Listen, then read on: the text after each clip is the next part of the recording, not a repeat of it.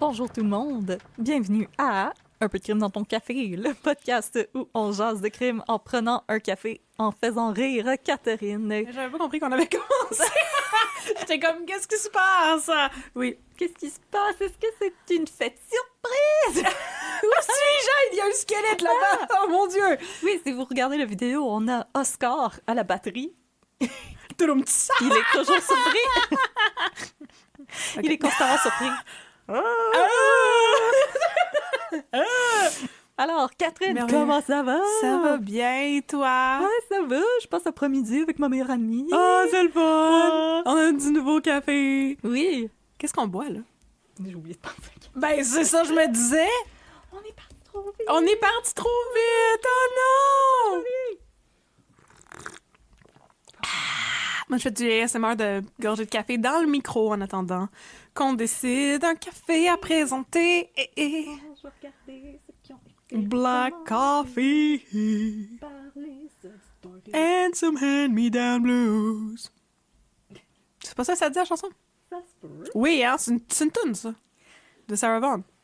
Oui. J'ai pas inventé quelque chose, c'est une vraie chanson. Ouais. Sur le Black Coffee. OK, parfait. Oui. Alors, couleur café. J'aime ta couleur café. Qui est moi avec ma peau très pâle, qui est la couleur de mon café avec beaucoup de lait dedans. C'est ça que ça voulait dire, la chanson. Voilà. Non, pas pour tout. Mon café est foncé comme mes cheveux. Ah, c'est bon, ça, vas-y. Et ton âme. Exactement. Mm-hmm. Alors, le café qu'on vous recommande aujourd'hui, c'est une recommandation d'une auditrice qui s'appelle Karen Boyce. Elle nous recommande... Quel beau nom! Le Koma Rosta, qui est un torréfacteur et petit restaurant japonais situé à Verdun. Comment Rosta? Koma Rosta. Oh! K-O-M-M-A. Ah, OK. Espace R-O-S-T-A. Je trouve que c'est original comme suggestion. Alors, j'ai décidé que c'est ce que je vous disais aujourd'hui. Alors, elle nous a écrit pour nous recommander cet endroit. On n'a pas, malheureusement, eu le plaisir d'y aller. Mais sur les photos, je trouvais ça très mignon. Puis, je trouve ça le fun aussi de dire qu'il y a des cafés autres que juste les panini habituels.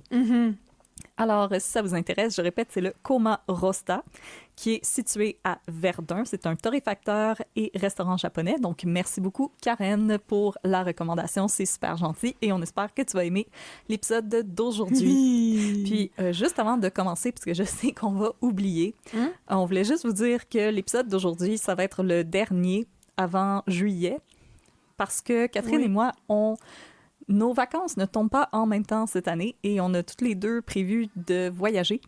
Alors, ça aurait été un petit peu trop compliqué pour nous d'enregistrer et de mettre les épisodes en ligne. Alors, on va se donner des petites vacances, profiter de nos voyages et on vous revient au mois d'août pour plus d'histoires de café et de crimes. On espère que vous ne nous en voulez pas trop et on vous promet qu'il y aura bien entendu l'épisode bonus.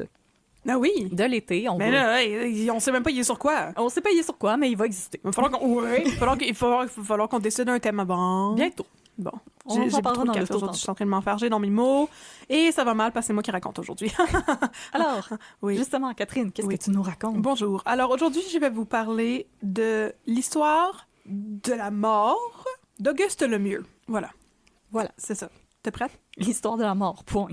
Oh my God. C'est l'histoire de la mort depuis le début de l'humanité. Je vais vous nommer tous les gens qui sont morts depuis le début de l'humanité. En ordre alphabétique.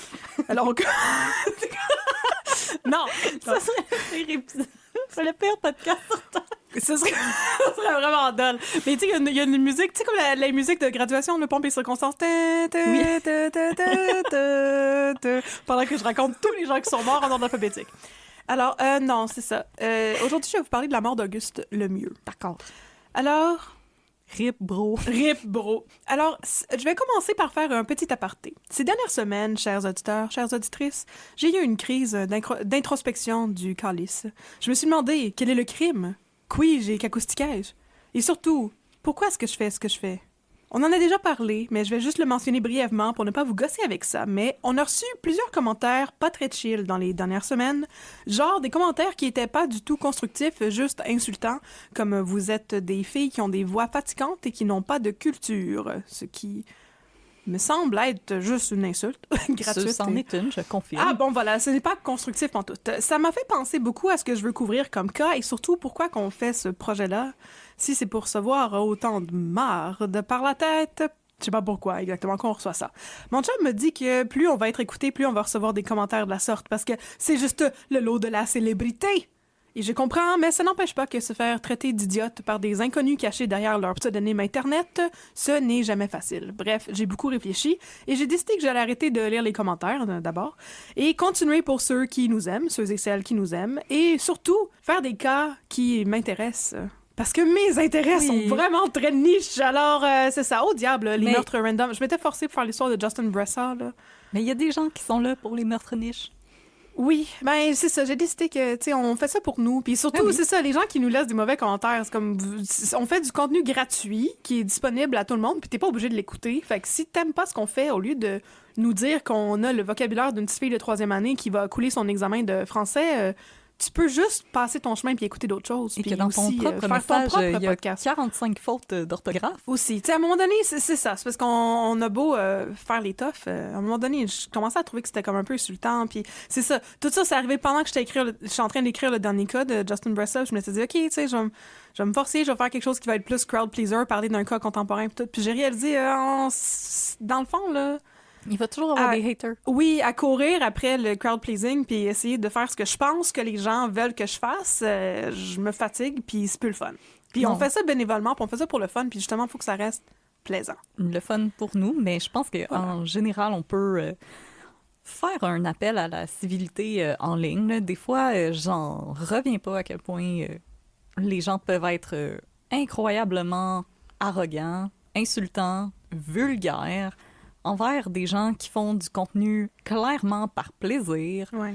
Donc, je parle de jeunes femmes qui font des vidéos Instagram où est-ce qu'elles montrent l'histoire du maquillage puis qui se font traiter de laides, qui se font dire qu'elles ont un gros nez, des personnes qui montrent leurs recettes préférées puis qui se font dire qu'ils mangent comme des grosses truies. Ouais. Je pense que c'est peut-être le moment de prendre un petit moment de recul puis se demander si laisser des commentaires comme ça sur un contenu qui s'adresse même pas nécessairement à nous, si c'est vraiment nécessaire. Je veux dire, je pense que dans la vie, les gens ont le droit de faire les choses qu'ils veulent parce que ça leur fait plaisir. Mm-hmm. Puis moi, que quelqu'un mette des vidéos Instagram sur sa collection de timbres, est-ce que ça m'intéresse? Pas particulièrement. Moi, ça m'intéresse. Mais que je lui écrive que c'est nul puis va te suicider, je pense que tous les deux, on ressort pas plus grandi de cette expérience-là. Mais non, c'est ça. Moi, je trouve que ça n'a pas de bon sens. Je voulais en parler en introduction parce que, pour vous expliquer pourquoi j'ai choisi de faire ce cas-là, puis comment je veux m'aligner avec mes cas futurs, parce que, je veux dire, c'est pas parce qu'on n'aime pas le feedback, puis on reçoit du bon feedback. Oui. Des fois. Puis c'est ça, ce qui concerne le contenu, comme la personne, tu sais, shout-out, la personne qui m'avait écrit pour me dire de faire attention à mes jokes sur les politiciens de droite, j'ai fait le cas de Camillien Hood, qui est un politicien conservateur, puis c'était vraiment un homme incroyable, puis tu sais, je pense que là, on a offert quelque chose qui était plus nuancé. Ah oui. Mais je veux dire, c'est ça. Il y a quelqu'un qui nous a écrit pour nous dire vous manquez d'empathie. On se les pose, ces questions-là. Puis justement, on a la réflexion sur l'empathie dont on devrait faire preuve quand on parle des cas. Puis on fait des jokes. On fait pas des jokes sur comment les gens sont morts ou le fait que les gens sont morts dans des circonstances terribles, particulièrement pas les enfants. Ça, c'est juste un peu gratuit. Puis je veux dire, si ça tombe pas dans tes goûts, t'es pas obligé de nous écrire pour nous le dire. Malheureusement, c'est pas constructif. Non, mais je tiens aussi à dire que j'ai vu sur beaucoup de podcasts québécois animés par des femmes des commentaires qui ressemblaient à ce que nous, on reçoit. Ouais. Des insultes, vos voix sont fatigantes, j'aime pas ce que vous faites, fermez vos gueules, puis allez vous tirer en bas du pont. Mm-hmm. C'est parce que si vous continuez comme ça, à un moment donné, il n'y en aura plus de contenu. Ouais. Parce que nous, justement, on n'est pas payés pour faire ça, on a des emplois dans la vie. Nous, on fait ça parce que ça nous apporte beaucoup de plaisir, on aime ça passer du temps ensemble, on aime ça se raconter des histoires, ça a toujours été ça notre but. On parle beaucoup de santé mentale aussi pour vous rappeler que c'est une conversation qui est possible d'avoir. Nous, on veut ouvrir la porte là-dessus, on veut enlever les tabous. Mais à un moment donné, si tout ce qu'on reçoit, c'est de la chenoute. Ouais. Je veux dire, l'épuisement des créateurs et des créatrices, c'est vrai, là. Je vais vous rappeler qu'il y a des journalistes qui ont quitté leur emploi, comme Lily Boisvert, que j'adore, que je trouvais tellement pertinente. Elle a carrément arrêté d'écrire parce qu'elle n'en pouvait plus de recevoir des insultes. Fait que je veux dire, je pense qu'il y a une certaine réflexion à avoir, puis c'est pour ça que souvent je veux faire des cas de violence envers les femmes pour nous rappeler que malheureusement, la situation, elle avance, mais pas si vite que ça, parce que vraiment, c'est beaucoup les femmes qui reçoivent des insultes sur Internet. Puis je pense qu'il y a une réflexion à faire, là. Comme de prendre un moment, quand vous entendez quelque chose que vous aimez pas, de respirer, puis de vous dire, OK, ce contenu-là, il est pas pour moi. Comme moi, quand j'ai fait mes recherches sur l'enlèvement de Nicolette Splidis, là, les articles étaient dans le Journal de Montréal. Je voyais passer les articles de Mathieu Bock-Côté. Je les lisais pas. Je sais que c'est pas pour moi. Je sais que ça va juste me faire pogner les nerfs. Comme des fois, il faut avoir un moment de réflexion, puis de comprendre qui on est, puis de se dire, ceci ne s'adresse pas à moi, puis cette personne qui a créé ça ne me doit rien à moi personnellement. Donc, Catherine et moi, on crée ce contenu-là de cette manière-là, qui est la manière qui nous parle à nous deux, qui est en lien avec nos convictions dans la vie. Vous le savez qu'on est féministe. Vous le savez qu'on est des femmes de gauche. Si c'est contre vos valeurs à vous... Vous le savez qu'on fait de l'humour noir aussi. Vous le savez qu'on aime rire. Je veux dire, vous passez au prochain podcast, là. Ouais. Il y a des podcasts qui vont répondre à vos attentes. Vous n'êtes pas notre public, tout simplement. Ouais. Comme moi aussi, il y a de la musique que je suis pas son public. Je suis pas le public de certains humoristes. Puis c'est correct. Le monde n'a pas à tourner autour de moi. Tout simplement. Ouais. Il y a du contenu pour vous, puis il y a du contenu qui n'est pas pour vous. Puis ce contenu-là, il est pas mauvais. Il est juste pas pour vous. Tout simplement. Ouais. Alors, voilà, c'est le message qu'on voulait vous dire. Ouais. Mais merci à tous ceux et celles qui nous ont écrit des messages positifs. Qui nous ont dit que vous aimez ça, qu'on apporte la lumière dans votre journée, que vous aimez ça prendre votre café avec nous. Ça nous met un gros baume sur le cœur. Puis merci aussi aux gens qui ont carrément écrit sur Apple Podcast pourquoi vous avez autant de mauvaises critiques. Moi, j'adore ce que vous faites. Fait que merci beaucoup. Merci aux gens sur le Discord aussi qui sont là pour mettre de la lumière dans nos journées à nous aussi. Fait que merci aux gens qui sont là. Puis merci à toi, Catherine. Bon, mais ça m'a déprimé de dire ça. C'est juste le début de mon cas. Mais en tout cas, c'est ça. Je voulais le dire en début d'épisode parce qu'on avait déjà parlé, mais on en parlait à la fin. Puis je me disais, tu sais, les gens qui détestent ce qu'on fait puis qui nous écrivent des mauvaises critiques et tout, ils se rendent pas à la fin. Fait que je voulais juste dire au début de l'épisode, regarde, si ça vous intéresse pas, arrêtez tout de suite votre écoute. Et surtout, n'écrivez pas pour me le dire. Parce que, comme on dit, ce n'est pas un aéroport, vous n'avez pas besoin d'annoncer votre départ. Non. Voilà. Donc, moi, ce que j'aime, c'est raconter des vieux cas de l'ancien temps, puis rire des noms des gens, puis faire des blagues politiques, puis faire des jeux de mots mal placés. Voilà. Ça, c'est mon lore, comme j'aime dire. C'est ton lore. Et je sais que c'est pas ça que ça veut dire, lore. Écrivez pas pour me le dire non plus. C'est une blague entre nous deux. Alors, trêve de discussion, downer. Voici mon cas. Donc aujourd'hui, aux chroniques de Catherine vous raconte des crimes de l'ancien temps. Je vais vous parler du triste sort d'Auguste Lemieux, dont la mort a inspiré l'écrivain français Louis Hémon pour écrire une partie de Maria Chapdelaine. Oh là là. Oh là là. C'est drôle parce que toi aussi, t'as une chape de laine présentement. Je suis littéralement Maria Chapdelaine. Et donc... Oh, pardon. Alors, comme disent les jeunes, si vous savez, vous savez. If you know, you know. Non, mais c'est ça, on va revenir à la fin de ma... Deadass. J'ai plein de belles expressions comme ça dans mon texte aujourd'hui. Alors, afin de reconstituer cette histoire du bon vieux temps, j'ai consulté une pléthore de vieux journaux, de vieilles journaux, et je suis tombée dans une terrier de lapin, je fais comme dans une galaxie près de chez vous, de lecture de vieux journaux. Saviez-vous que, par exemple, dans le temps, on écrivait dans les journaux quand les gens partaient en vacances? Style, Mademoiselle une telle, la sœur de Madame Monsieur Chose, parce que les femmes n'avaient pas de nom dans ce temps-là, sera de passage à Longueuil du 1er au 8 mai prochain. Vous la saluerez. Hey, oh my God, j'ai perdu tellement de temps quand je suis tombée dans cette page-là, dans le journal. Là, c'était insane. C'était comme, oh mon Dieu, Monsieur Chose, un jeune célibataire qui est encore disponible, mesdames, sera de passage à la prairie de... À tel motel, la porte n'est pas barrée. J'étais comme, mais voyons donc, pourquoi c'est écrit là? Tu sais, mais en même temps, regarde, tu lis ça, puis t'es comme, oh, mon ami Georgette est allé en voyage. Bon, c'est vrai, tu peux pas texter quelqu'un, hey, je vais être en ville. Non, c'est ça. Fait que j'ai passé des heures à lire ça, puis j'ai complètement perdu le focus, puis peut-être que j'ai eu un déficit d'attention très léger, qui sait. Voilà. Peut-être. Bref, une pléthore de vieux articles. Si vous voulez mes références, écrivez-moi unpeudcrime@gmail.com. Je vais vous envoyer mon script avec grand bonheur. Oh. Alors, voici l'histoire d'Auguste Lemieux. Auguste Lemieux était un estifi de bon gars. Oh. Né en 1877 à Jonquière, au Québec, il était un bon Jack, dont nous ne possédons pas de photos, parce qu'il est né en fucking 1877 et qu'il était un pauvre. Oh non! Un pauvre, en d'autres mots.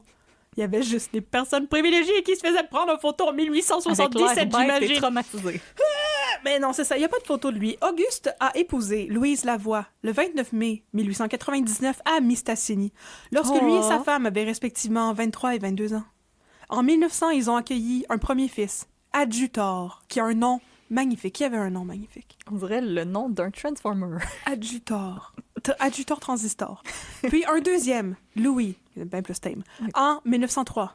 Fun fact. J'ai beaucoup de fun facts. Comment tu dis ça dans ton script? Pas des faits amusants? Oui, des faits amusants. Ben moi, je me dis des parenthèses. Ah, mais moi, je veux dire fun fact. D'accord. Fun fact. Ils ont des descendants au Québec aujourd'hui encore. OK, On les attendez-vous à salue. sombrer dans une abîme de généalogie random avec moi.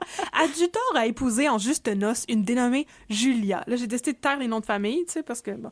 Ils ont eu un fils qui s'appelait Raymond, qui lui-même s'est marié avec une Monique, et a eu un fils en 1957 qui s'appelait Michel. Et Michel est aujourd'hui décédé, mais il avait eu 2 enfants avec sa femme, Diane. Et ses enfants, dont je ne connais pas les noms, sont encore des nôtres. Oh my God, on vous Ils ont salue. comme l'âge de nos parents. Donc peut-être qu'il y a des gens qui ont notre âge, qui sont des descendants et des descendantes d'Auguste Lemieux. Oh my God! Là, jusqu'à date, vous savez pas c'est qui Auguste Lemieux, fait que vous vous en sacrez, mais à la fin, vous allez trouver ça intéressant. Mais le pire, c'est que des Fin fois, du on fun est fact. comme, c'est impossible que quelqu'un le connaisse. Il y a quelqu'un qui nous écrit, oui, bonjour, c'était mon voisin. Oui, c'est ça, tout le temps, tout le temps. Alors, Auguste était comme un coureur des bois. Je pensais que tu allais dire un coureur de jupons pour une raison que j'ignore. Non, il était un coureur des bois, il n'était pas un coureur de jupons. Courait juste Louise. Il était un guide qui se promenait dans la forêt et escortait des riches messieurs dans les grandes étendues sauvages du Canada, plus spécifiquement les grandes étendues de ce qui est aujourd'hui le Saguenay-Lac-Saint-Jean et la Côte-Nord. Ça fait peur, ça. Oh, ça fait bien peur! Par là, Et là, je me suis forcée bien gros pour être capable de prononcer comme faut les noms des places. Alors, ne m'en tenez pas rigueur. Si ça marche pas, vous savez que je prononce les noms tout croche, comme celui de Jonathan de notre Béthez, mieux. que j'appelais Jonathan Béthez, mais en fait, c'était Jonathan Bété. On fait de notre mieux, on le promet. J'essaye. Hey, j'étais allée sur des sites de prononciation, puis ils disaient la prononciation de tel mot, puis j'étais comme, je suis pas trop sûre. En tout cas, le 5 septembre 1907, Auguste Lemieux s'est mis en marche dans les grandes forêts du Saguenay. Il escortait 2 trappeurs qui travaillaient pour la compagnie de la baie du Thon, soit le Français Joseph Grasset, qui n'avait pas encore 30 ans, et le guide belge Victor Gabriel Bernard, dit Gabriel Bernard, dont l'âge n'était pas spécifié, et qui semblait ne pas avoir impressionné personne avec son vécu, parce qu'on ne sait strictement rien de lui, mis à part le fait que, par la suite, les gens ont théorisé... Il était belge, il savait écrire, et par la suite, les gens ont théorisé qu'il n'avait aucune aptitude de survie en forêt. C'est un peu bitch. Fax, no printer. Voilà. Le fait est que notre boy, Joseph Grasset, parce que ça va devenir notre boy, Oh là là. payait Auguste Lemieux et aussi Gabriel Bernard, qui était aussi son 2e guide, mais qui était belge, donc qui connaissait pas le Canada. Donc pourquoi était-il son guide, c'est pas clair. Mais il les payait chacun la somme faramineuse de 25 piastres par mois pour le guider à travers les forêts de la Côte-Nord. OK, mais dans ce temps-là, c'était beaucoup. Je sais. 25 Au piastres. début, je pensais que c'était 25 piastres par jour. Puis j'étais comme, oh my God, il était Oh mon riche! Dieu, c'est un Non. millionnaire. Non, C'était Elon non, Musk. c'était 25 piastres par mois. À travers les forêts de la Côte-Nord, en expédition de trappe aux alentours du lac Waswanipi, qui est situé dans ce qu'on appelle aujourd'hui Eosti Bay James, sur une terre réservée Cree. Les hommes se sont mis en marche et, selon toute vraisemblance, ils n'ont pas été très chanceux dans leur chasse. Après près de 3 mois de chasse dans les forêts du Saguenay et de la Côte-Nord, le petit groupe a commencé à manquer de vivres. Ils ont décidé de se séparer. Ils étaient alors au croisement des rivières Obatogamo et Chibougamau depuis la mi-octobre. Donc, ça faisait comme plusieurs semaines qu'ils étaient là, puis c'était leur campement. Mais ils avaient presque fini les vivres de ce campement-là. Alors, ils ont décidé que Grasset allait rester où ils étaient et Lemieux et Bernard se mettraient en marche vers le camp près du lac Chibougamau qu'ils avaient auparavant monté et dans lequel ils avaient caché des provisions au courant de l'automne. Grasset ne pouvait pas les accompagner immédiatement pour des raisons que je vais vous révéler plus tard. Mais ils devaient les rejoindre après quelques jours et ensuite, ils pourraient tous les 3 repartir pour retourner à Roberval, d'où ils étaient partis. Grasset avait son chien avec lui, parce qu'il y avait un chien chasseur. Oh. Donc, il avait son chien, Un petit une peu partie des provisions Et tout était golden. Il allait se reposer, là. On va en parler plus tard de pourquoi il se repose, mais il allait se reposer. Et le mieux et Bernard, quant à eux, avaient des provisions aussi, mais il y avait aussi en leur possession environ $300 de fourrure qu'ils avaient l'intention de vendre une fois arrivés à Roberval. Oui, il va être pas mal slick. Oh, t'es benace! La pétaille n'était pas arrivée pour leur lancer des seaux de peinture rouge. Une expédition de chasse de même, là. Je vous laisse deviner que ça ne prend pas quelques heures. Donc, l'expédition de Joseph Grasset et compagnie était censée rentrer à Roberval à la fin décembre 1907 ou janvier 1908, au début janvier au maximum. Et pendant leur absence, la machine à rumeurs allait bon train, parce qu'on n'avait pas de texto dans ce temps-là pour se dire « Georgette s'en vient en ville ». Alors, les habitants de la région les croyaient morts de froid ou mangés par des fauves selon le soleil, ce qui démontre l'importance de préserver les écosystèmes parce que, il y avait des cougars dans la région à l'époque. Oh my God! Fun fact, des gros chats. le cougar de l'Ouest, de son nom scientifique Felis concolore, était présent au Québec jusqu'à l'an 1925 environ. Puis, il a disparu et il a été revu en 2005. Il est des nôtres! Il est revenu! Il est des nôtres! Il a mangé des voyageurs comme les autres! Yay! Alors là, en janvier 1908, pas de nouvelles de l'équipée de Joseph Grasset. Un nouveau groupe de chasseurs s'est aventuré dans les forêts du coin. Il s'agissait de Gordon et Gladstone Mackenzie, deux frères, qui étaient trappeurs pour la Mackenzie Trading. Et ils étaient accompagnés de deux guides Inuits, dont on parlait en termes vraiment racistes dans les journaux. Oh, tu m'étonnes! Ces deux hommes, en fait, cet homme et son fils, s'appelaient Joseph Curtness. Il était chef de la communauté Innu de Merchteuilats. Ouf, j'ai de la misère à prononcer ça. J'espère que vous avez compris, je le dirai pas deux fois. Qu'on appelle aussi Pointe Bleue. Oh. Comme les personnes comme moi qui savent pas prononcer les mots. C'était donc Joseph Curtness et son fils Gabriel. Joseph Curtness était âgé d'environ 38 ans. Il était né dans le village de Merchteuilats et était marié à une dame nommée Mary Victoria Robertson, âgée de 31 ans. Oh. Son fils Gabriel était âgé d'environ 13 ans. Il était le fils de Louise Jourdain, qui était la femme de Joe en premier mariage et qui était décédée en 1901. Oh. Joe Curtness avait aussi une fille, Maude, née en 1907, donc il n'était qu'un tout petit poupon au moment où cette histoire s'est déroulée. Oh. Parenthèse. Pourquoi vous racontais-je ça?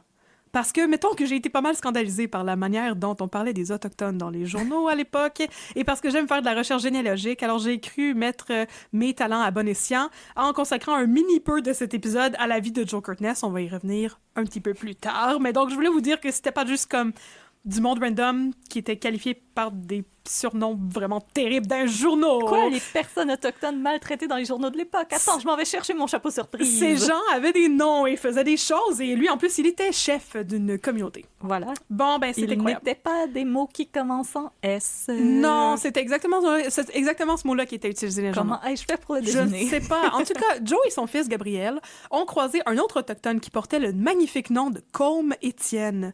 Et Combe Étienne leur a dit avoir vu un campement de personnes caucasiennes, un campement de blancs. Bon oui, ça c'est correct. Près du lac, au bateau Gamo. Armés de leur courage, ils sont allés là. Il n'y avait personne au campement, mais il y avait des preuves d'occupation humaine. En effet, ils trouvèrent des vêtements brûlés et une note pas mal inquiétante qui disait, et je cite, « Pas trouver la cache, nous sommes sans provision. Rejoignez-nous au plus vite. » Signé V.G. Bernard, 28 décembre 1907, midi. PS, si vous pouvez, amener de la poudre et des cartouches. La peau de castor est dans la tête du toboggan. Le parti de chasse était... la gang de chasse, là, les chasseurs, les trappeurs et tout. Ils étaient alarmés par cette note. Plus de provisions au 28 décembre, puis là, on est à la fin janvier. OK, ça va mal à shop. Amener de la poudre. Oh, c'est comme le juré de Nicolas Tuplidis. Oui, c'est ça. Amener du weed. Allez, oui, c'est ça. J'aimerais avoir mes petits jujubes au CBD, s'il vous plaît. Oui. Donc, le groupe de chasseurs a fouillé les alentours pendant 10 jours, puis s'est résolu à rentrer en ville le 28 janvier, bredouille. Le 2 avril suivant, une nouvelle équipée menée par Gladstone Mackenzie est partie pour le lac Chibougamau, mais ils ont été forcés de faire demi-tour à cause d'un imprévu dont la nature n'a pas été relatée dans les journaux. Et une nouvelle... tempête de neige. Il y avait une vente au labé. Oh là, on peut pas manquer ça! Une nouvelle équipée est donc partie le 26 avril, menée cette fois-ci par Gordon Mackenzie et une autre personne qui s'appelle Alfred Perron, que je sais pas c'est qui, puis j'ai pas été capable de trouver de détails sur lui, et ça me rend folle. Il était disponible ce jour-là. C'est pas c'est qui. Bon, viens-t'en. Allez t'aider. Ils ont fouillé autour des campements abandonnés et ont trouvé des vieux guns non identifiés qui désormais n'étaient plus dans le banc de neige, on s'entend, là. La neige est en train de fondre. Là. À ce stade-ci, tout le monde pensait que c'était peine perdue jusqu'à ce que le 9 mai, Joe Kurtness, lui encore, oui, ce monsieur S, non pas du tout, Joe Kurtness et Gordon McKenzie se sont retrouvés aux abords du lac Ashwap-Mouchouan. Yes. Pour checker la glace. Pourquoi allait-il checker la glace? Je ne sais pas. Il voulait jouer au hockey. Mais moi, je pense qu'il faisait plus de la pêche à la glace ou qu'il voulait traverser ou quelque chose de même. Bon. Fait que là, Kurtness et McKenzie ont fait une découverte atroce. D'abord, ils pensaient qu'il y avait un renard mort qui était pogné dans la glace, comme dans Yellow Jacket, mais pas un orignal, mais un renard. Ce qui n'est pas bien le fun, on s'entend. Et là, ils se sont approchés et ils ont réalisé que ce que c'était vraiment, c'était ben pas le fun. Je vous cite un article du Soleil qui était vraiment funky, vous allez voir. Ils s'avancèrent, et là, le spectacle le plus affreux s'offrit à leurs regards épouvantés. Oh my God! À leurs pieds, dans la neige salie et ensanglantée, gisait le cadavre d'un être humain atrocement dépecé et tailladé. Oh my God! Le cadavre était coupé en 2 parties. Les jambes séparées du tronc et le corps coupé par le milieu sous les côtes. J'aurais dû faire un trigger warning de détails dégueulasses. Oh my God! Oh my God! La poitrine avait aussi été coupée et le cœur détaché des autres organes de la poitrine pendait sur les côtes en dehors, attachés par quelques lambeaux de chair sanglante. Les intestins avaient été enveloppés dans la vareuse de la victime. Les jambes reposaient détachées du tronc, dépouillées des chairs à côté de la poitrine. La tête aussi, détachée du tronc, portait des traces de violence, une fracture à la tempe et une autre de l'apophyse maxillaire gauche, comme si on eût frappé l'individu avec le talon d'une hache. Quant au dépeçage lui-même, il paraissait évident qu'il avait dû être pratiqué au moyen d'une hache. Je savais pas que Stephen King avait déjà travaillé pour Le Soleil. Fin de la citation. Hey, ça, c'est comme... Wow, je pense que c'est la description la plus graphique qu'on a eue. C'était épouvantable. C'était un journal de milieu de semaine. Là. C'était comme un mardi, il y avait un article récapitulatif là-dessus, puis c'était comme... OK, il va y avoir une vente au label. Fait que... Georgette, elle s'en va à Longueuil. Puis ce monsieur a été dépecé, ses intestins... What? Bon. Alors, Joe Kurtness et Gordon McKenzie qui avaient trouvé, bon, ils ont commencé à crier et tout le reste de leur expédition a accouru. Emile et Eustache Robertson, 2 guides de Gladstone Mackenzie, qui étaient peut-être parents avec Mary Victoria Robertson, la femme de Joe Kurtness. Je viens juste de penser à ça, en tout cas. Donc, c'était peut-être des Inuits aussi. Ont immédiatement identifié le cadavre comme étant celui du pauvre Auguste Lemieux. Oh non, Auguste! Les hommes ont enterré le corps d'Auguste Lemieux à 40 pieds d'un poste de la baie du Tson. Et ensuite, ils sont rentrés chez eux et ils ont rapporté ce qu'ils ont découvert en envoyant une lettre à la police. Ce qui était apparemment ça qu'il fallait que tu fasses dans le temps. Ah, d'accord. T'appelais pas la police parce qu'il n'y a pas de téléphone. Non. Bon. Ben, il y avait peut-être c'est le début du téléphone, en tout cas. Maintenant, le 15 juin 1908, l'assistant procureur général Charles Lanctot a ordonné au coroner de Roberval, le docteur Constantin, de procéder à une enquête. Celui-ci a fait ordonner que soient exhumés les restes d'Auguste Lemieux. Et Joe Kurtness, pauvre lui, est envoyé dans le bois pour déterrer le cadavre. Et comme si c'est lui qui l'a trouvé. Lui qui a perdu à la courte paille. C'est lui qui a perdu à la courte paille du racisme, parce que c'est clairement pour ça qu'ils l'ont renvoyé là. I mean, oui. Oui, c'est ça. Puis là, pour le rappeler, une enquête du coroner, ça sert à déterminer s'il y a eu foul play. Non, mais s'il y a eu des circonstances suspectes dans la mort d'une personne. Donc, est-ce que... Je veux dire, je pense pas que his body just did that. Hey! Peut-être que les cougars ont pris une hache et ont dépecé son corps, OK? Bon. Non, c'est pas les vélociraptors dans Jurassic Park. Clever girl. Oh! Clever Cater. Oh, Clever Cougar. Clever Cougar. Clever Phyllis Concolor. Clever Cougar est le nom de mon band. Trop bizarre, non? Oh! Alors, le même jour, un appel de la police est lancé pour retrouver Joseph Grasset et Gabriel Bernard, qui sont soupçonnés ouvertement dans les journaux d'avoir tué et mangé Auguste Lemieux. I mean... On pense néanmoins qu'il est possible que ceux-ci aient tué Lemieux, qu'ils l'aient mangé et qu'ils soient ensuite morts de faim pareil, parce que le cannibalisme, c'est mal. Puis aussi... Comme, il y avait juste genre une jambe qui avait l'air d'avoir été mangée. Là, ils ont give up après ça. Non, ils ont give up après ça. Ou ils se sont empoisonnés. C'était pas leur saveur. Non. Comme, ça manquait de sauce barbecue. C'est ça, j'allais dire, ils voulaient une petite sauce barbecue pour aller à côté. C'était pas assez mariné. Mais là, comment savait-on que Auguste Lemieux avait été tué et non pas simplement mangé une fois que son cadavre était un cadavre? C'est vrai. C'est une bonne question. Ici, oui, il y a une nuance. Oui. Eh bien, voyez-vous, les petits amis, il y a 2 éléments qui indiquaient que ce fut un meurtre et qui étaient relatés dans les journaux, parce qu'apparemment, il écrivait n'importe quoi. Alors, d'abord, selon Le Soleil, je cite, « Un examen ultérieur du cadavre fit constater que la victime avait été frappée à la poitrine et au bas avec un couteau ou un poignard. Ensuite, toujours selon Le Soleil, lorsque le cadavre a été trouvé, Joe Curtness aurait évalué le contenu de ses intestins et aurait déterminé que le mieux, qui avait 30 ans et pétait le feu, on s'en rappelle, n'était définitivement pas mort de faim. Oh, il était plein. Il était plein. Oh, il avait mangé. Mais je veux dire, peut-être qu'il était mort d'autre chose. La grippe. Mais il était peut-être aussi mort d'avoir été frappé à la poitrine avec un coup de poignard. J'avoue que ça, c'est pas bon pour la santé. Non, ça, c'est dur de s'en relever des fois. Alors, le 25 juin 1908, s'est ouverte l'enquête du coroner qui allait au final être ouverte pendant une estie d'éternité. Parce que, pour faire son enquête, le docteur Constantin a décidé qu'il devait passer en entrevue tous les Autochtones de la région de Mistassini, qui est la région où le crime s'était déroulé. Puis là, dans les journaux, parce que racisme, mais aussi ancien temps, ils avaient l'air de dire que le docteur Constantin devait marcher dans la forêt jusqu'à temps qu'il croise les Autochtones, jusqu'à temps qu'il ait croisé tous les Autochtones pour les questionner. Parce que comme il n'y avait pas des places où ils vivaient, ces gens-là? Oui, il y en avait. Donne-moi ta main. Puis il faisait un X sur la main. Oui, avec un Sharpie. Oui. Toi, je t'ai vu. Voilà, on passe au prochain. Et toi, donne-moi ta main. Et là, la police aidait aussi le coroner dans cette histoire. Et c'est là qu'on va rencontrer l'homme de la situation, qui va être l'homme de la situation pendant genre 1 minute et demie. Je t'écoute. Mais écoute, il s'appelait Georges Denis, parce qu'il est certainement mort aujourd'hui. C'est passé en 1908. Je veux dire. OK. Le 2 juillet 1908, le brave limier de la police provinciale, Georges Denis, chef de la police de Québec et de la brigade de feu, et sur qui l'auteur de l'article de Fond du Soleil avait un crush sur un moyen temps, a commencé à se mêler de l'histoire. L'auteur de l'article du Soleil, qui n'était pas signé, tu sais, parce que dans ce temps-là, c'est pas nécessaire, il disait « Le flair de M. Georges Denis servit admirablement cette fois encore, comme dans toutes les autres causes importantes qui lui avaient été confiées dans sa vie. » c'est pas si... Il sniffait bien. Il a dit aussi « Monsieur Denis n'épargna là-bas étant dans les forêts, ni peine ni fatigue, et n'hésita pas pour les besoins de la cause à s'enfoncer à son tour dans les solitudes des bois pour leur arracher leurs secrets de mort. Il se mit en relation avec tous ceux qui avaient connu les personnages de l'affreuse tragédie. » Je pensais qu'il s'est mis en relation avec tous les éléments de la nature. Non. Il questionne les arbres. As-tu vu quelque chose? Mais bref, lui aussi avait l'impression que c'était nécessaire de s'improviser explorateur de la forêt dans cette estie d'histoire, alors qu'on s'entend que la forêt avait déjà été explorée. Mais comme dans la classe américaine, quand ils se déguisent. Oui! Il faisait le journalisme total. Lui, il faisait l'enquête totale. Le policier total. Bon, et là, il faut dire que la forêt, elle n'avait pas besoin d'être explorée parce qu'elle avait déjà été explorée, mais il paraît que le racisme systémique, ça n'existe pas. Fait que je pensais juste le mentionner comme ça. Au passage, voilà. Le racisme, c'est mal. Oui, avoir des propos intolérants, il n'y a pas de tolérance, c'est mal. Dans son enquête, Georges Denis rencontra des Autochtones qui lui dirent...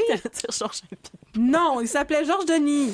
Georges Denis, le limier le plus classe du monde, rencontra des Autochtones qui lui dirent avoir découvert le cadavre d'un homme qui était probablement Gabriel Bernard, loin dans le bois, mais quand le détective leur a offert de l'argent pour être mené au corps, ils ont refusé. On ne veut pas de ton cash! Non!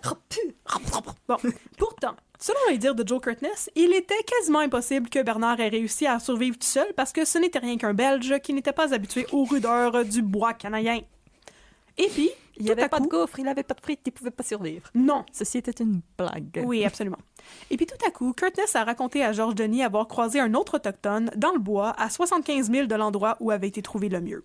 L'Autochtone nommé... Je pense qu'il y en avait dans le bois. David. Oui, je sais. Il y en avait. Mais donc, l'Autochtone nommé David lui avait dit avoir croisé un Français, peut-être un Belge, l'année précédente, qui était ben amoché. Il lui avait demandé de le prendre avec lui comme compagnon de bois. Mais là, voyant qu'il était ben amoché et qu'il n'avait pas de provision, David a refusé très sagement. Il était comme non, ça me tente pas de traîner un boulet avec moi. Je suis correct, là, ça va. 2 mois plus tard, il était repassé au même spot et il avait vu qu'il y avait désormais une croix plantée sur un petit talus de terre avec un petit bonhomme dessiné dessus et une date, sans doute comme une tombe improvisée. Oups.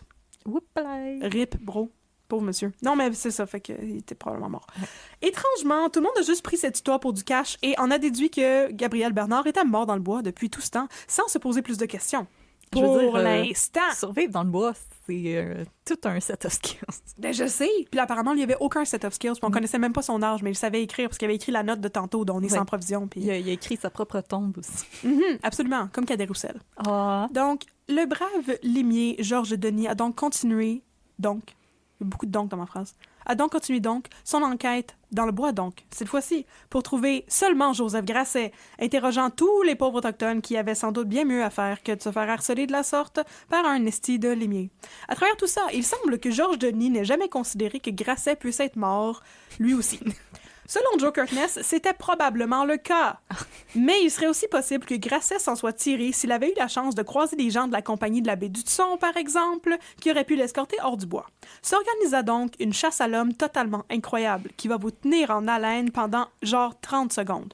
D'un côté, P.K. McCaskill, le chef de la police de la province. Non, absolument pas P.K. Subban. Okay. P.K. McCaskill, le chef de la police de la province, a lancé des missives à toutes les compagnies de traite de fourrure du coin avec un portrait du disparu, les priant de bien vouloir lui envoyer toute information pertinente pour aider à faciliter sa capture. Et pendant ce temps, le sexy et astucieux limier Georges Denis est entré en contact... Le limier le plus classe du monde. Le limier le plus classe du monde. Il a donné son portrait, c'est comme une grosse peinture à l'huile. Oui, très détaillé. Ils sont comme, voyons, mais vous connaissez cet homme alors. Vous avez traîné ça jusqu'ici. Donc, il est entré en contact avec la compagnie Révillon et Frères, qui était l'une des compagnies de fourrure les plus influentes du monde dans ce temps-là, et même jusqu'en 1936. Fun fact. Ah, j'ai beaucoup de fun facts. La baie les a outlived. Ouais. Oh. Et les gens de chez Révillon et Frères lui ont dit avoir reçu des lettres adressées à Joseph Grasset, ce qui signifiait qu'il était à leur emploi. Et puis là, la chasse à l'homme époustouflante s'est soldée quand le détective Lapointe de la police montée ou de la police de Montréal, on disait les deux dans les journaux, a transmis au détective McCaskill des informations comme quoi Grasset se trouvait à Fort Albany, en Ontario, à quelques 700 000 de là, effectivement à l'emploi de Révillon et Frères. Fin de la chasse à l'homme. Ah, c'était facile. C'était vraiment pas très compliqué de le trouver. My God. Bon. Maintenant, viennent les explications. Oh là là lalou. En apprenant qu'il était... expliquer. Il pouvait tout expliquer. En apprenant qu'il était recherché par la police pour avoir tué et mangé le pauvre Auguste Lemieux, Joseph Grasset, qui était apparemment surnommé par les Autochtones Firewater Boss, pour une raison que j'ignore complètement, mais boy oh boy que j'aimerais connaître. Mais ça slappe. Ça slappe en tabarnouche. Il s'est empressé de se livrer aux autorités, namely le détective Lapointe, qui l'a escorté jusqu'à Roberval pour que soit rouverte l'enquête du coroner, Dr Constantin. Parce que là, on est désormais en avril 1909.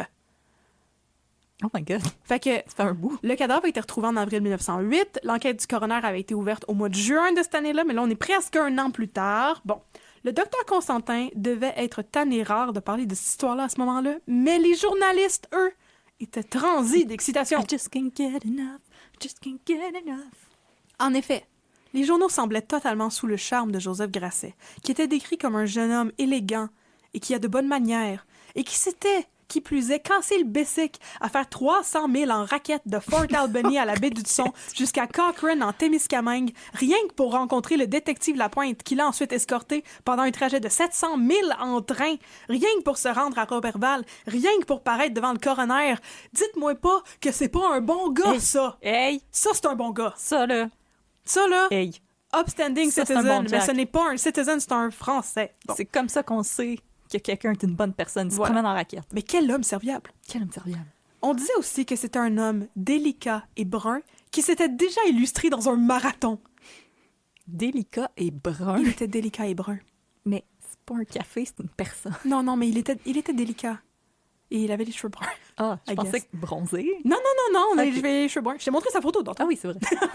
On a sa photo, on pourrait la mettre sur les réseaux sociaux. Oui, on va la mettre. Et c'est maintenant que je vous révèle tout ce qu'on avait appris lors de la première enquête, durant laquelle le docteur Constantin s'était évertué à interroger tous les Autochtones du monde. On s'en rappelle. Tous. Donc, on avait... Bon, d'abord, il y avait eu le témoignage de Joe Kirkness. C'est lui qui avait raconté au docteur Constantin tout ce qu'on sait déjà. Fait qu'il avait trouvé le campement abandonné. Il était là quand le corps a été retrouvé par l'équipé des frères Mackenzie. Tous ensemble, ils l'avaient enterré. Puis, Joe McCurtness... Je suis en train de tout mélanger. Les Mackenzie, les McCaskill, les Kirkness. Voilà. Joe est allé l'exhumer à la demande du coroner, blablabla. Tout ce bout-là, vous le savez déjà. Puis ensuite, dans la première enquête du coroner, on a appris des choses qu'on ne sait pas encore, qu'on ne savait pas encore. Mais moi, j'ai mais je vais vous les dire maintenant. La veuve d'Auguste Lemieux est venue comparaître. Elle s'était depuis remariée avec le frère d'Auguste, Joseph. On était en juillet 1908 et Auguste Lemieux avait disparu en décembre 1907. Yo, madame! Madame! Pourquoi la veuve est-elle comparue en cours pendant l'enquête du coroner? Eh bien, c'était pour dire qu'Auguste Lemieux l'avait abandonné tout seul avec leurs 4 enfants et un 5e qui était né quelques jours après son départ seulement pour aller galivanter dans le bois avec Grasset et Bernard. Et qu'Auguste était juste allé guider Grasset... Oh, pardon. Auguste était allé, pas juste, mais il était allé déjà guider Joseph Grasset à 2 reprises dans le passé, après quoi il aurait juré qu'il ne referait plus jamais ça parce que Grasset était un homme difficile à contenter et trop exigeant. Mais il avait ensuite vraisemblablement refait pareil et ça avait causé sa mort. C'est la dernière fois. C'est la dernière fois, chérie, je te le jure. Je te jure. Am I the asshole? Mais là, oui, je vais retourner guider un Français dans le bois. Ma femme est pas d'accord. Am I the asshole? My wife 31F and our 5 kids. Donc, pourquoi il est venu raconter ça, je sais pas. Et ensuite, le coroner a fait comparaître les docteurs Flumann et Brassard, qui avaient procédé... F-L-U-H-M-A-N-N. J'aime ça. Moi aussi, j'aime ça. Qui avaient procédé à l'autopsie de Lemieux et qui ont conclu que le pauvre Auguste Lemieux avait reçu un gros coup à la tête avant d'être mangé, comme quoi il aurait été tué pour être mangé. Mais qu'est-il arrivé à cette histoire de coup de poignard, me demanderez-vous? Oui, mais moi, j'allais dire, c'est comme dans les cartoons, là, les cougars, ils ont mis une roche dans un arbre, puis là, ils ont fait tomber sa tête. C'est comme le Roadrunner. Oui, c'est ça, ça fait boing, puis il a fait wow, puis il y avait une spirale en haut de la tête, puis voilà, c'est ça. Ben que là, qu'est-il arrivé avec l'histoire de coup de poignard qui avait été conclue par à cela, je vous réponds que je ne fais que relater ce que disaient les journaux. Je ne suis que votre humble reliseuse de journaux et je n'y comprends rien. Relateuse. Donc, je dis qu'il a peut-être reçu un coup sur la tête et un coup de poignard. Tout. C'était un combo à la fin d'un combat de Mortal Kombat. Bon. Finish him! Exactement. Combo.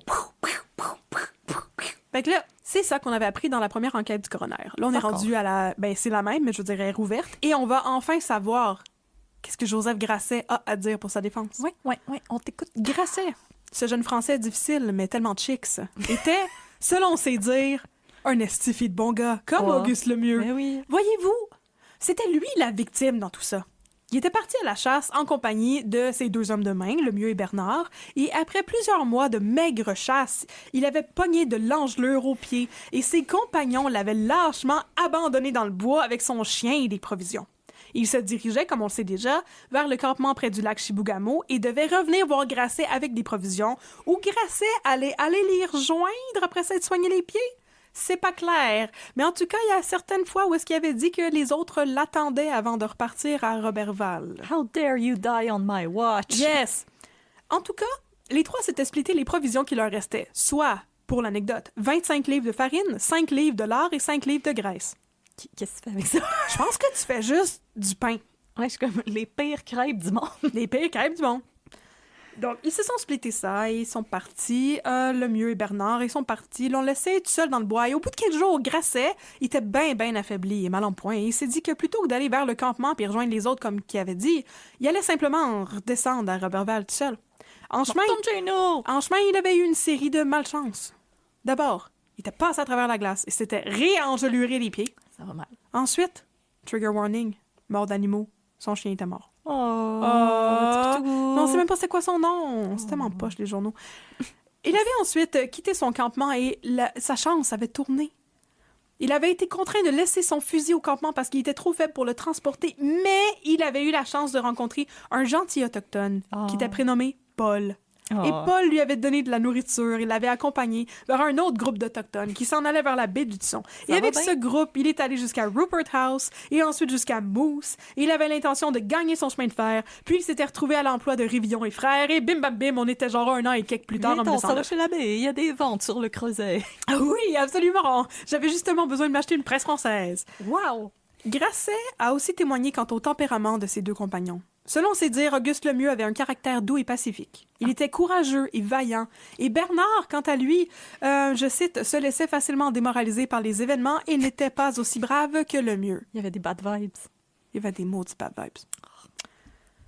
Au terme de l'enquête du coroner, le jury était convaincu de 3 choses. 1. Auguste Lemieux a été tué et mangé. 2. Je veux dire. Joseph Grasset n'était responsable d'absolument rien. Autre, que d'être beaucoup trop sexy. Et d'avoir couru un marathon. Oh, et 3, Gabriel Bernard devrait être mis en état d'arrestation et questionné quant à cette affaire s'il refaisait un jour surface. D'accord. OK, on peut-tu faire une petite parenthèse, là? Mais bien sûr. Comme, je veux dire... Clairement, Gabriel il est mort. Gabriel Bernard, il est mort dans le bois. Oui. Puis, moi, là, le témoignage de Joseph Grachet... Oh, je peux pas. Je suis pas trop sûre. Je suis pas trop sûre pour plein de raisons. Premièrement, parce que, tu sais, soit il était censé aller rejoindre les autres, ou les autres étaient censés le rejoindre. Fait que au début, il disait, j'étais censé aller rejoindre les autres au bout d'une couple de jours. Finalement, j'ai changé d'idée puis je suis repartie pour Robert tout seul. Si les autres l'attendaient à l'autre campement puis qu'il est jamais arrivé, là, c'est peut-être un petit peu à cause de lui qu'ils sont morts de faim. Ouais, en effet. Ouais. Ou en fait que comme Bernard aurait tué l'autre puis qu'il l'aurait mangé. Pour essayer de survivre un peu plus longtemps. Ou sinon, c'est peut-être possible que Joseph Grasset, il était là puis il avait tué Auguste Lemieux. Puis que toute cette histoire... c'était pour se sortir de la merde. Puis qu'il a abandonné son fusil pour avoir l'air moins suspect. Voilà. Mais on ne le saura pas, malheureusement. Les Américains présentement qui nous écoutent sont comme, le crime, c'est d'avoir abandonné un fusil. Je suis d'accord avec eux. I would die from a gun. Mais là, excuse-moi, je comprends pas son affaire de... J'étais trop faible pour traîner mon fusil. C'est pas si lourd que ça. 47, là. Non, c'est ça. Mais même ça, c'est pas si lourd que ça. En tout cas, avec ses jamais pieds tenu engelurés. Puis tout. C'était... En tout cas... Je trouve qu'il y a beaucoup de discrepancies, mais tout le monde était totalement sous le charme de Joseph Grasset, qui a été exonéré immédiatement.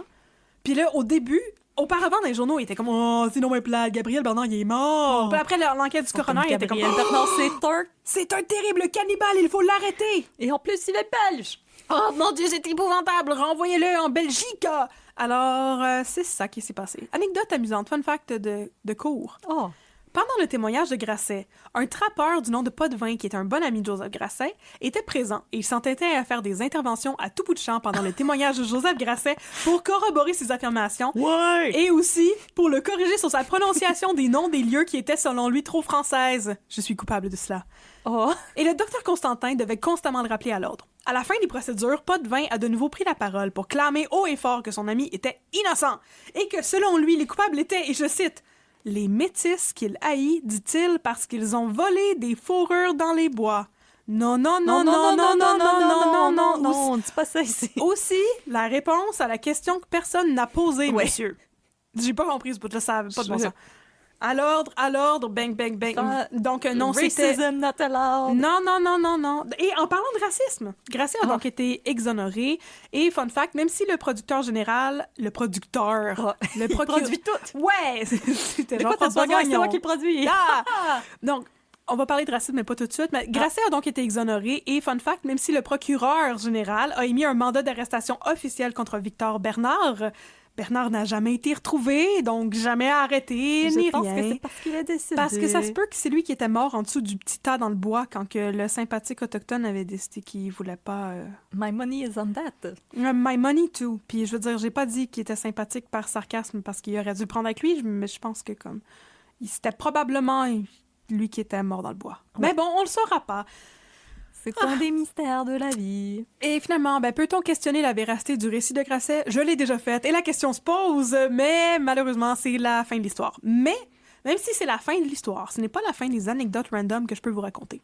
Oh, en effet, I'm here for that. Le 5 mai 1909, on annonçait dans la presse que Joe Curtness, qui avait découvert le cadavre de Lemieux, a intenté une poursuite en justice contre un dénommé Édouard Morin, qui est un de ses voisins, qui l'a accusé d'avoir été l'auteur du meurtre d'Auguste Lemieux.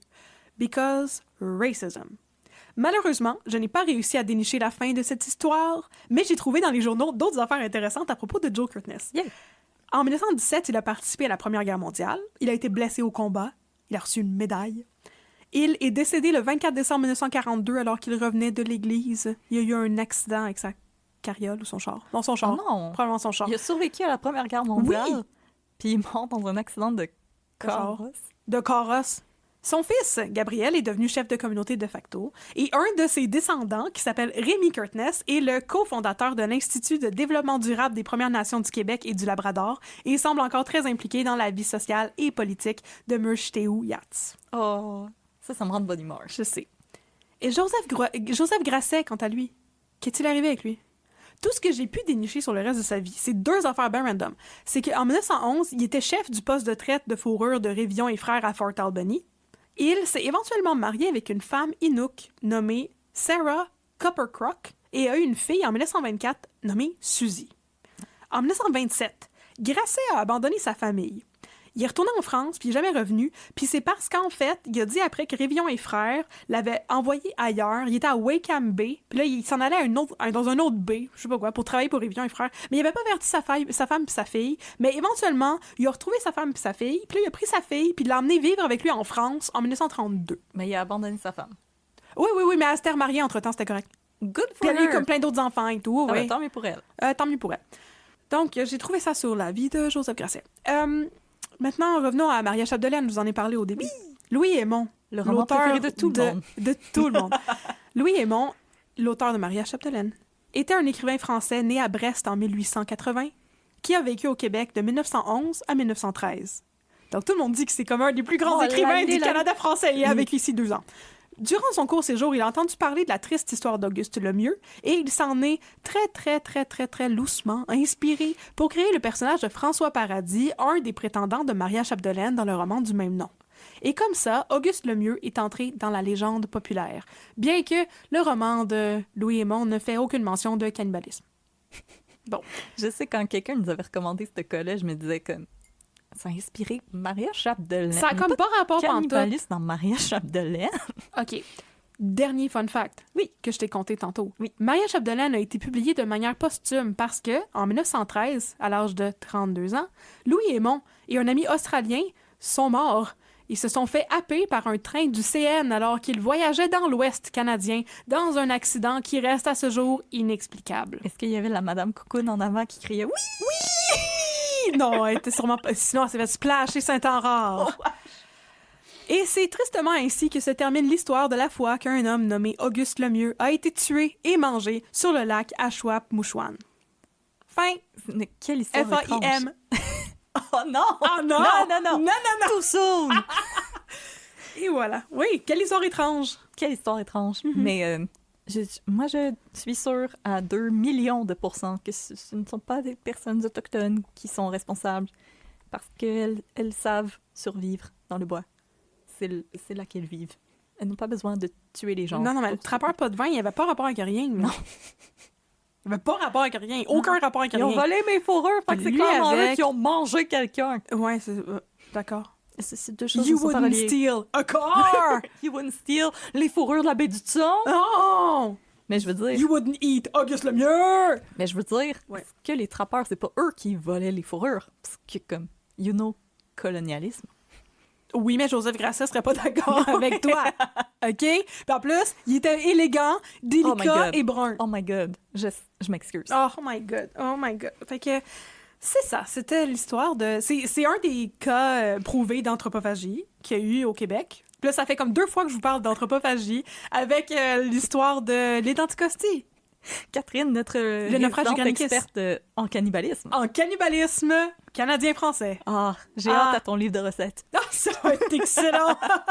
Non, c'est ça, c'est un peu étrange. Mais j'ai trouvé ça vraiment le fun comme histoire à chercher dans les journaux. Ben, ça m'a comme réconcilié avec l'amour. Là. Oui. J'ai fait la paix avec l'amour. Et avec les mauvais commentaires qu'on a reçus sur Apple Podcast. Et avec le racisme envers les personnes. Non. Oh my God, non, ouais, je me sentais tellement mal. Fait que c'est pour ça que je suis tombée dans un rabbit hole infini de comme trouver la généalogie de Joe Curtness. Là. Puis j'ai trouvé comme tellement à faire. Puis j'étais vraiment contente de trouver des détails sur sa vie. Puis comme... Mais je trouve ça... Moi, je t'applaudis pour ça. Je trouve ça vraiment cool puis vraiment important aussi, justement, parce que les personnes autochtones dans cette histoire-là... C'est drôle, c'est pas moi qui ai fait la recherche, mais je me doute qu'ils n'ont pas été bien représentés. Oh my God, c'était épouvantable. C'était épouvantable, puis c'est ça. J'ai même pas besoin de faire la recherche. Ça vraiment funky fresh, qu'il y avait, pas dans le bon sens, mais qu'il y avait encore de la traite de fourrure en 1908. C'est vrai que c'est rendu Je trouvais que c'était tard, c'est ça. Je trouvais que c'était vraiment tard. On commence à avoir le téléphone, il va avoir la guerre dans pas long. Là. Ouais, je sais, mais il était pas encore prêt à la guerre. Mais Joe Curtness, il était prêt, lui, il est allé. Il était prêt. Hey. Je trouve que, justement, les personnes autochtones qui ont participé aux guerres mondiales aussi, c'est des choses un peu écartées, parce qu'elles y ont été, elles ont aidé. Ben non, je sais. Puis c'est les Navajos qui ont craqué le code. Fait que ça aussi, je trouve que de mentionner qu'est-ce que Joe a fait après le cas, c'est tout autant pertinent, justement, parce que c'est quelque chose dont on parle pas beaucoup, la participation des personnes autochtones aux grandes guerres. Ben non, absolument pas, parce que je veux dire, c'est encore les propos controversés, là, mais dans ce temps-là, justement, les minorités, puis je vais inclure là-dedans les Canadiens français, étaient un petit peu comme de la chair à canon. Oui, allez en avant du bateau, là. Oui, En avant. oui. Fait que c'est encore plus exceptionnel que il en est revenu, là. Ah oui. Puis surtout à l'âge qu'il avait, parce qu'il avait comme quasiment 40 ans en 1908, fait qu'il en avait quasiment 50 quand il est allé en 1917, quand il est allé se battre. Fait que, en tout cas, tout un homme. Quel homme. Puis, j'ai des photos de lui. Oh! Il est dans les photos parce que j'ai trouvé, dans les journaux, ils ont mis des photos de tous les hommes quand ils sont allés enterrer Auguste Lemieux.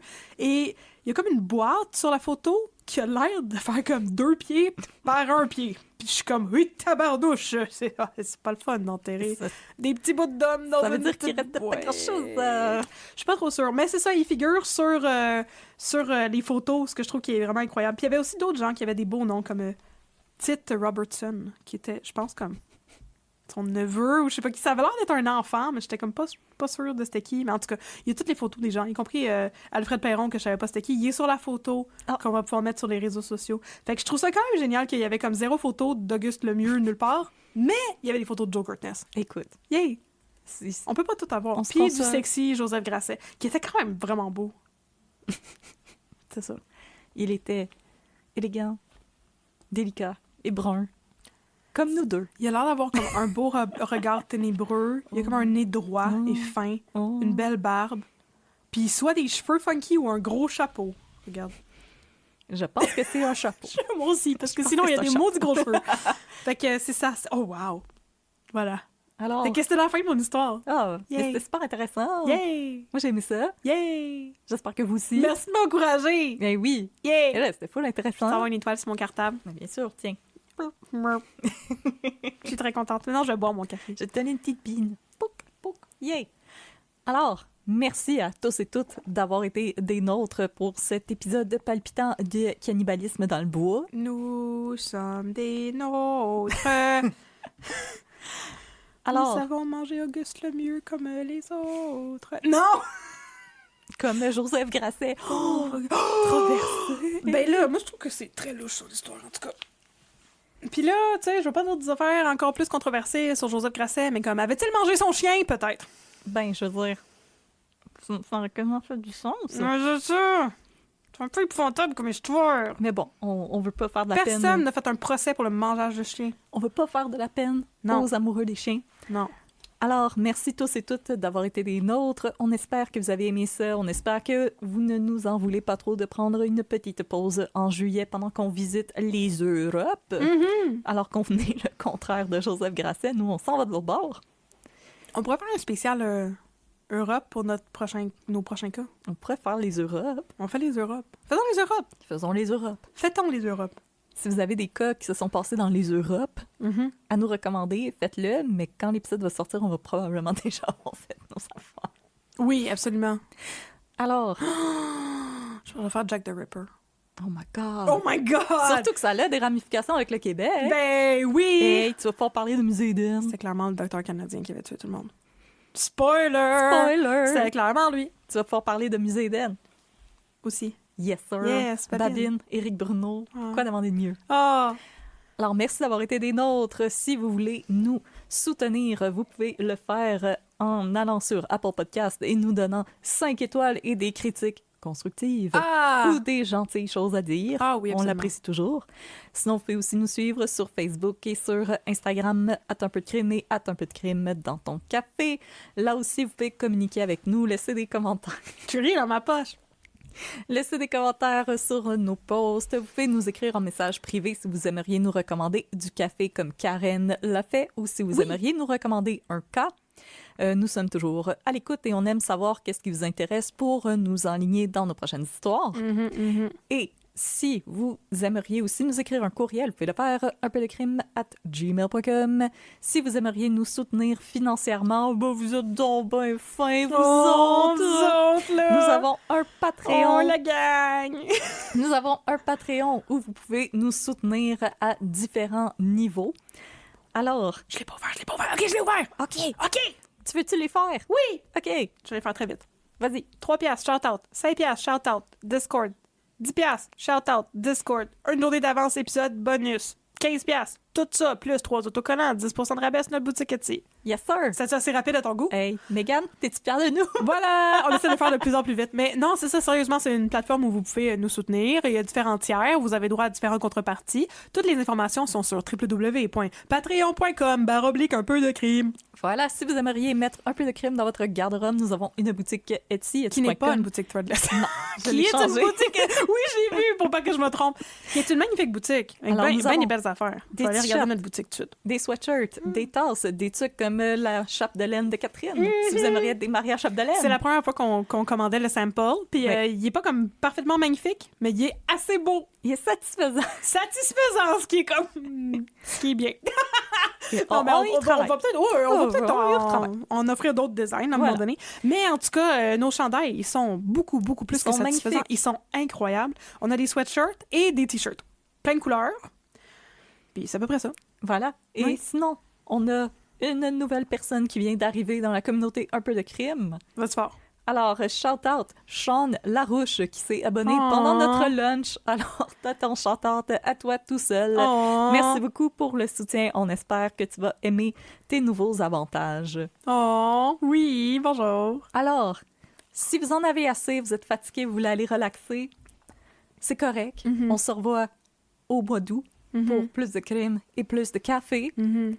Et sinon, pour ceux qui disent « Oh non, je vais tellement m'ennuyer de vous » et qui voulaient rester encore un petit peu, on va faire les 2 minutes de stats. Maintenant!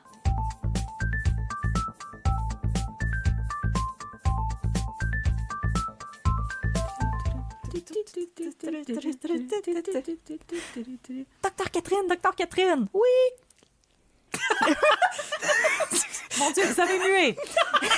Bonjour! Vous avez sniffé de l'hélium. Oh, j'ai sniffé de l'hélium. Alors, C'est ça qu'on fait. On se met des patchs de fentanyl sur le chest puis on sniffe de l'hélium dans les garde-robes. wow, les Gen Z, vous êtes fascinants. Il vient d'arriver quelque chose d'épouvantable. Quoi donc? Dis-je en buvant dans ma grosse clean canteen. Vous rappelez-vous de cette femme qui Non. était arrivée parce qu'elle était tombée à pleine face sur une clôture puis Empalé! elle s'était empalée sur Oui. une clôture. Puis là, il a fallu lui donner un shot de tétanos. Il était manouche. Je me rappelais pas du shot de tétanos, Me mais semble. sinon, ça Mais m'avait c'est ça qu'il faut empêché faire de dormir. Ben, je sais pas. Moi, je pensais qu'elle s'était empalée sur une clôture en bois, mais j'avoue que ça, il faudrait qu'elle soit pointée en tabarnouche, ta clôture en bois. J'avais Oui. pas pensé à ça. Fait que faites attention, là, les gens qui aiment ça faire du patin à roues alignées. Ouais. Mais là, Hein? on a demandé à la madame qu'est-ce qu'elle faisait. Qu'est-ce qui est arrivé?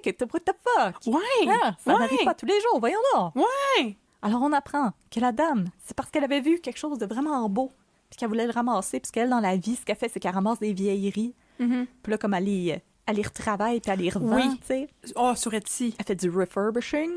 Refurbishing. Elle fait du refurbishing. Elle trouve des vieux meubles. Oh. Elle les retape, puis elle les revend. Puis son refurbish. Elle les refurbish. Allez, refurbish. Fait que, Oui. là, elle avait vu quelque chose de vraiment beau, puis elle s'est enfargée, puis elle est tombée Oh non! dans la clôture. Oh non! Mais là, Mais comment tu fais ça? je sais pas. Je sais pas non plus. sais L'autre pas, jour, mais j'ai maintenant, passé j'ai peur des par-dessus une clôtures. clôture avec une de mes amies en retournant chez nous. Mais c'est dangereux. J'avais genre jamais fait ça. Je C'est sais, dangereux, je fais pas sais. ça. C'était full dangereux, mais on a été correct finalement. OK. Mhm. Phew. Mhm. Ah oui. On apprend que, en plus de s'être empalée, elle a une tumeur dans le poumon. Oh mon Dieu! Tu sais, quand ça va pas bien, là. C'est ça, j'allais dire. Mondays. Oh, Misery Loves Company, comme qu'on Hey. dit. Oh non, non, non, non, non. Parce qu'on apprend Oui. que c'est probablement à force qu'elle retape des vieux meubles puis qu'elle a respiré des produits chimiques comme du vernis Oh non! sans porter un masque Oh et dans non! des espaces bien ventilés. Alors, si on a des menuisiers, des menuisières qui nous écoutent, mettez Oui. votre masque puis allez dans des espaces bien aérés. Oui. Si on a des peintres à l'huile aussi, c'est important. Des Oui. gens qui font du graffiti. Mais pas les peintres à l'eau, vous autres, vous pouvez Non, faire vous n'importe autres, quoi vous êtes vous voulez. corrects, Ouais, mais c'est faites- correct. Faites pas comme moi, trompez-vous pas de tasse. Non. Non. Ça m'est déjà arrivé. Beaucoup plus. Pas juste une fois. Fait que, là, on lui dit, Madame, vous avez le cancer. Oui. Il va falloir que vous voyez notre oncologue, Normand d'Amour, avec sa couette. Mhm. Il va peut-être vous gut punch. Ça se pourrait. Il fait ça des fois. Mais là, la Oui. madame, on lui demande est-ce qu'il y a de la famille qu'on peut prévenir? Puis elle dit non, ma fille est partie, puis je l'ai jamais revue, on s'est chicané, puis je veux pas que vous parliez à ma mère. Non, Mais là, pas louche pantoute. pendant qu'elle est à l'hôpital, elle arrête pas de comme recevoir des commandes. Oui! Comme des commandes de meubles puis des vinyles. Puis là, Suzanne Clément a dit Madame, qu'est-ce qui se passe? Puis la madame a dit c'est parce que j'ai vu ça sur Internet puis j'ai pensé à vous, c'est un cadeau pour vous. Quoi? Puis là, Suzanne Clément dit non, j'ai pas besoin de ça, moi. Mais là, toutes les fois que quelqu'un va dans sa chambre, il y a comme plus en plus de meubles.